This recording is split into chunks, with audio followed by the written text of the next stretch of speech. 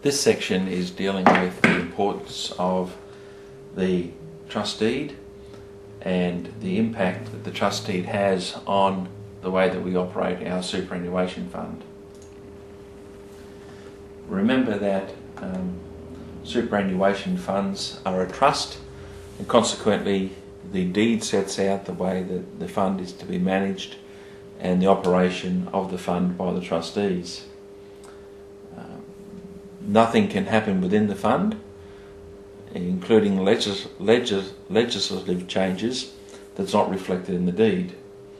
Of course, the deeds point out who the trustees are, who the members are, and just a reminder that in order to be a self-managed superannuation fund, you cannot have greater than 4 members or 4 trustees in the fund, recalling that every member must be a trustee and every trustee must also be a member.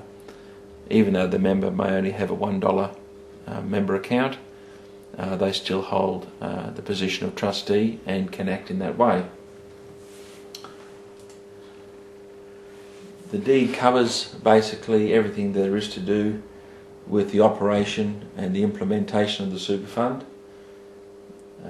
Covers such things as the convening of meetings, the duties and responsibilities of members, the keeping of minutes, the various types of contributions that can be received, such as employer contributions, employee rollovers. Some deeds don't allow in specie contributions, that is a contribution made not of money but of an asset, and so that is something which is being needed to change, because that's becoming quite common now that people contribute assets to the fund, members contribute assets to the fund and not just cash only. Of course, superannuation funds talk about and specify the type of benefit payments and entitlements that can be paid, and there's been legislative changes to these in the last couple of years, and many of the old deeds reflect benefit payments which are no longer lawful. Hence, some of the deeds have to be replaced and changed.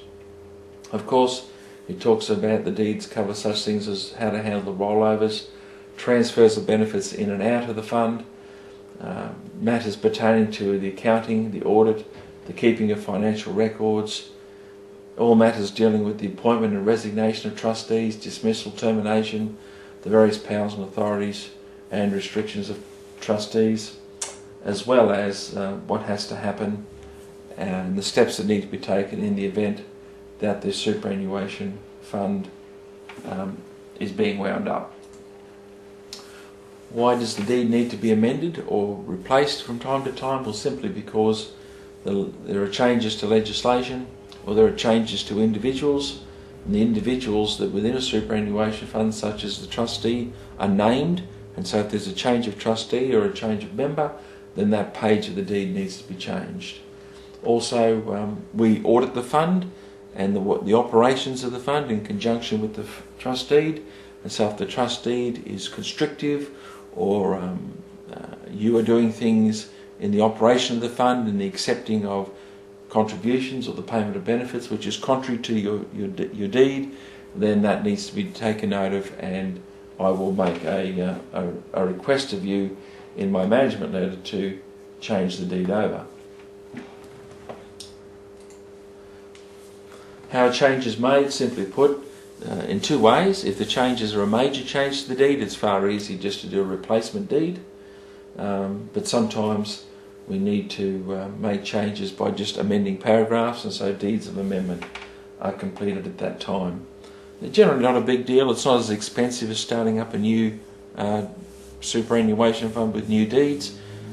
Replacement deeds are more expensive than just amending parts of it through deeds of amendment, but certainly the costs are not as high as the original establishment of the fund. So in summary, the deeds tells us as trustees how to conduct the affairs of the administration of the fund.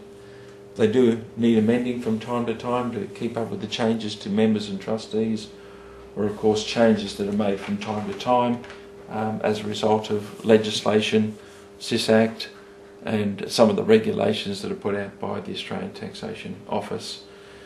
It's quite quite common that all deeds were needing to be changed in the last couple of years as a result of the changes to the pension payments and of course contributions that have been made by the government at the time, the Howard government. At the moment there might be some changes that will be needed if some of the parts of the Henry Review are adopted by government, but at this stage that is still to be enshrined within legislation and hasn't been put before the Parliament. That's the end of this section. Thank you.